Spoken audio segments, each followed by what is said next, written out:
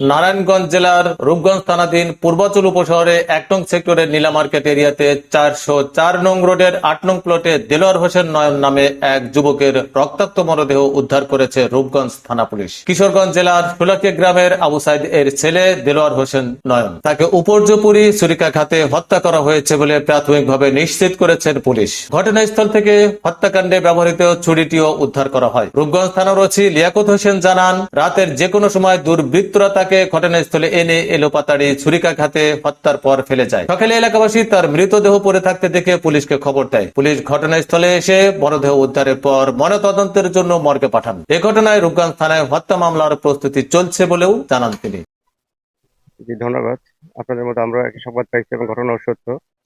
সকালে সংবাদ পেয়ে সেখানে আমাদের ওখানে ভোলাপুর আইসি আমাদের ইন্সপেক্টর সামাদ স্যার সেখানে যায়, গিয়ে ঘটনাস্থলের সত্যতা পায় এবং আমরা এখন এটার পরবর্তী আইনগত ব্যবস্থা গ্রহণ করার জন্য প্রক্রিয়াধীন। এটা সহসাই বোঝা যাচ্ছে যে আহ, আমরা কি বলবো, মানে আমাদের সমাজের এটা একটা অবৈধ ফসল আর কি। আমরা গোপনে মেলামেশা করছি, যেটার পরিচয় সমাজে দিতে তাদের দ্বিধা ছিল, যার কারণে আজকে এই শিশুটাকে এখানে ফেলে তারা চলে গেছে। প্রতিবেদনটি পাঠিয়েছেন আমাদের রূপগঞ্জ প্রতিনিধি রনি আহমেদ।